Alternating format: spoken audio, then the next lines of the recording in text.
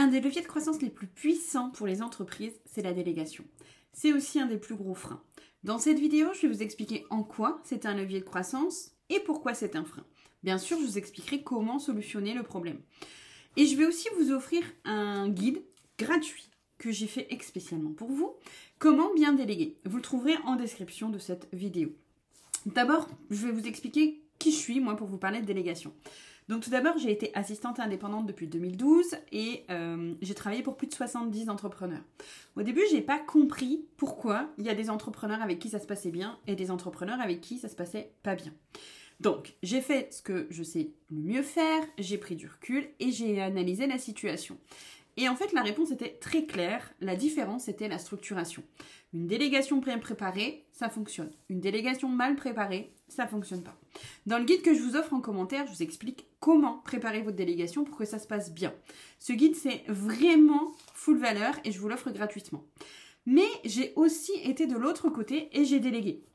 Comme tout le monde, je me suis sentie plus maligne et j'ai testé les deux. Structuré, non structuré.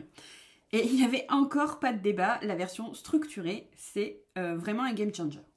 Donc, d'abord, on va reprendre pourquoi déléguer est un levier de croissance. Et moi, pour moi, il y a trois raisons pour lesquelles c'est un levier de croissance. Le premier, c'est ce qu'on vous dit tout le temps, c'est effectivement parce que ça vous dégage du temps. C'est vrai. Et imaginez pourquoi les entrepreneurs, les gros entrepreneurs, on va dire les millionnaires, pourquoi ils délèguent la création de repas, ils ont des chauffeurs, ils délèguent, ils ont des conciergeries, etc. Ils délèguent ça parce que leur temps est précieux. Et en fait, ils ont compris que leur temps avait une valeur et que faire ces tâches à faible valeur ajoutée, pour eux, hein, attention, c'est important parce que un maître cuisinier qui fait la cuisine, ça c'est sa valeur. Donc, je dis pas que faire la cuisine n'a pas de valeur. C'est pour la personne qui ne sait pas faire la cuisine, trouver quelqu'un qui fait la cuisine a de la valeur. Donc ça, c'est très important. Et en fait, ils se sont rendus compte que faire eux-mêmes leur fait perdre de l'argent. C'est ce qu'il faut que vous vous rendiez compte dans votre entreprise. Et je vous explique comment savoir quelles sont les tâches qui vous font perdre du temps dans ce guide. Ensuite, la deuxième raison, c'est parce que, et ça, on oublie, il y a des gens qui savent faire des choses mieux que vous. Alors oui, ça pique un peu l'ego, mais on ne sait pas tout faire. Même moi, même vous êtes doués dans votre truc et il y a des choses que vous ne savez pas faire. Et en fait, il y a des gens qui sont doués à quelque chose et vous êtes doués à quelque chose. Et en fait, quelqu'un vous achète. Si vous êtes entrepreneur, vous avez créé quelque chose que quelqu'un vous achète. Pour que quelqu'un vous achète, ça veut dire qu'il a un intérêt à vous acheter. Ben en fait, vous, c'est pareil, dans le même sens. En fait, c'est une chaîne. Vous savez faire un truc, il y a des gens qui savent mieux faire votre truc, et il y a des gens qui savent... Enfin, que vous apportez une valeur pour ceux qui savent moins faire ou qui ont besoin de quelque chose. Donc en fait, c'est vraiment une chaîne de valeur. Donc vous, il faut que vous déléguiez ce que vous savez le moins faire à des gens qui savent mieux faire que vous. Et en fait, ça, c'est vraiment quelque chose qu'on oublie. C'est-à-dire que si vous n'êtes pas doué en ads, ne faites pas des ads, vous allez perdre de l'argent. Donc, allez chercher quelqu'un qui est fort en ads, il va vous faire gagner de l'argent. Donc là, petite aparté, je suis la queen de la structuration, hein, je dis ça en passant. Donc, et la troisième chose, pourquoi déléguer est important, ça c'est un truc qu'on dit jamais, mais moi je vous le dis, c'est un acte de leadership et de mindset fort.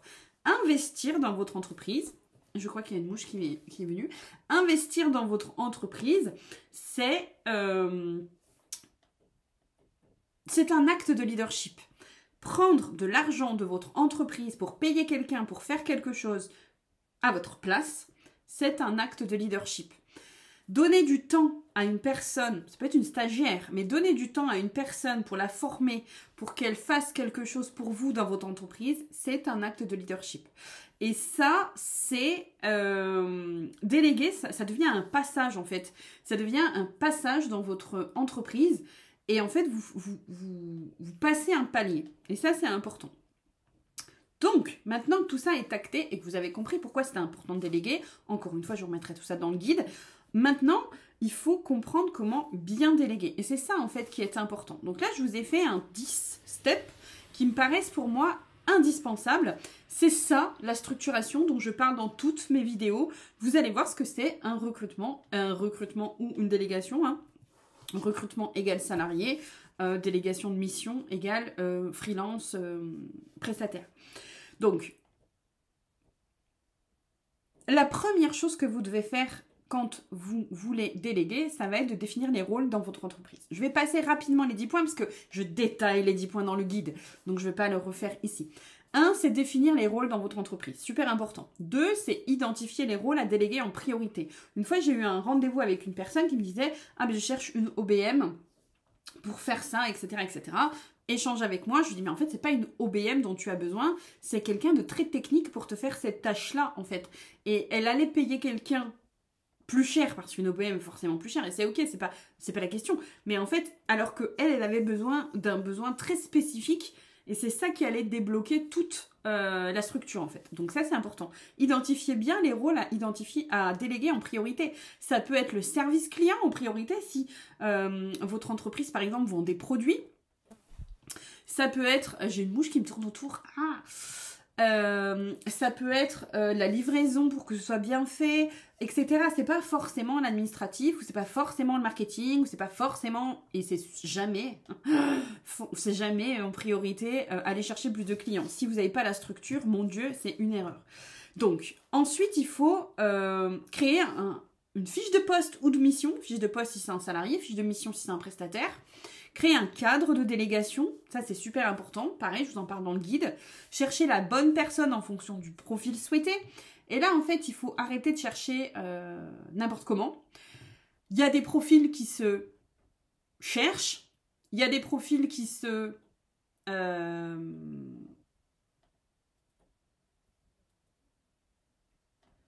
cherchent, mais de façon beaucoup plus... Des experts, par exemple, vous n'allez pas crier comme ça « Oh, j'ai besoin d'un expert ». Alors, ça sera du bouche à oreille, ça sera comme quand, je sais pas, vous cherchez un bon kiné ou quand vous cherchez un bon ostéo, la première chose que vous faites, c'est dire « Ah là là, mais comment il est cet ostéo ?» etc. Bah là, c'est pareil, en fait, il y a des tâches où c'est de l'exécutif et là, vous avez juste besoin que la personne exécute et là, vous avez juste besoin d'une fiche de poste et de votre leadership pour cadrer la presta. Mais sinon, quand vous avez besoin d'un bon expert, et je l'ai vu passer encore dans un groupe aujourd'hui, une personne qui disait « Ah ben en fait, j'ai essayé de déléguer cette partie, je cherche quelqu'un de sérieux avec des bonnes compétences parce qu'en fait, j'ai eu des personnes mais qui n'avaient pas la compétence. » Donc c'est hyper important de chercher les bonnes personnes au bon endroit en fonction de ce dont vous avez besoin. Ensuite, il faut faire les entretiens, il faut savoir ce que vous cherchez. Ça, c'est super important. Et il faut sélectionner, donc c'est point 7, la bonne personne. Ensuite, il faut remercier les candidats non choisis, s'il vous plaît. Ça ne vous coûte rien. Même si vous avez 100 personnes, envoyez un mail global aux 99 personnes. C'est toujours mieux que de ne pas faire. Alors moi, je vous conseille de personnaliser un petit mot sympa. Mais quand même, répondez, c'est le minimum de choses à faire. Ensuite, accueillez la personne correctement.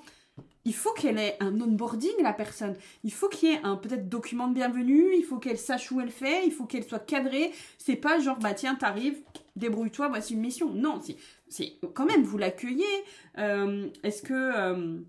moi, par exemple, dans l'entreprise où je travaillais, on créait des petits packs de bienvenue. Quand on arrivait, c'est pas grand-chose, mais il y avait un carnet, des stylos. C'est juste... Il y avait une procédure de bienvenue, c'est-à-dire que quand elle arrivait, elle devait faire sa boîte mail, elle devait prendre connaissance, elle devait lire les quatre gros dossiers sur lesquels elle travaillait. Moi, quand j'ai recruté avec la méthode structurée, j'avais créé un document de présentation de mon entreprise pour que les personnes, quand elles arrivent chez moi, elles sachent, mais qu'est-ce que je veux lui proposer, c'est quoi les valeurs de l'entreprise, etc. Et ça, c'est super important. Et ça vous coûte quoi? Ça vous coûte de faire un document de bienvenue une bonne fois pour toutes. Et après, bah, il est là, c'est un actif. Donc franchement, et en plus, ça vous permet de faire de la clarté dans votre entreprise. Donc c'est hyper important. Accueillez la personne correctement. Ensuite, le dernier point de la liste, j'ai envie de dire, c'est un peu comme dans un couple, hein, quand on commence à connaître une personne, ben, il faut s'apprivoiser. Apprenez à travailler ensemble, discutez en fait, faites des échanges régulièrement. Est-ce que c'est ok de la façon dont je te parle? Est-ce que c'est ok? Comment tu ressens? Etc. etc. C'est hyper important en fait de considérer la personne qui arrive dans votre entreprise, mais ça va aussi dans les deux sens. Peut-être que la personne, elle va avoir pistes d'amélioration à vous proposer sur des process que vous avez même pas vus, mais parce que c'est son expertise. Et en fait, elle va vous dire, bah là, écoute, tu me fais faire ça, mais est-ce qu'on pourrait pas faire ça? Et en fait, il faut que vous ayez cette ouverture aussi de lâcher prise et de ne pas hyper contrôler tout. Alors, il y a des prestations où vous avez fait le taf et vous savez que c'est la méthode. Et en fait, il y a... Donc, je vais vous faire plein de vidéos sur la délégation, vous allez voir, parce que c'est un gros sujet. Mais en fait, il faut vraiment... comment dire? Lâcher prise, lâcher le contrôle. Ça sert à rien de contrôler quelque chose que vous ne pouvez pas contrôler. C'est-à-dire que... Bref, je vous parlerai de ça dans une autre vidéo parce que je trouve que c'est hyper important, le contrôle et la maîtrise plutôt dans une prestation. Mais là, je voulais juste vous parler de comment déléguer efficacement et je voulais déjà dans un premier temps vous parler de ce guide que j'ai créé spécialement pour vous. Pourquoi j'ai créé ce guide?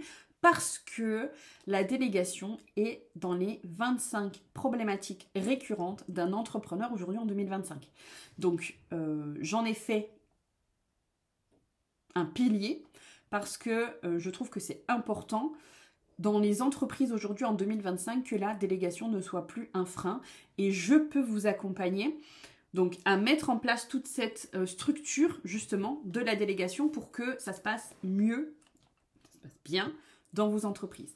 Je reste à votre disposition si vous avez des questions, n'hésitez pas à télécharger le guide et à me contacter si vous souhaitez que je vous accompagne à mettre en place cette structure pour bien déléguer.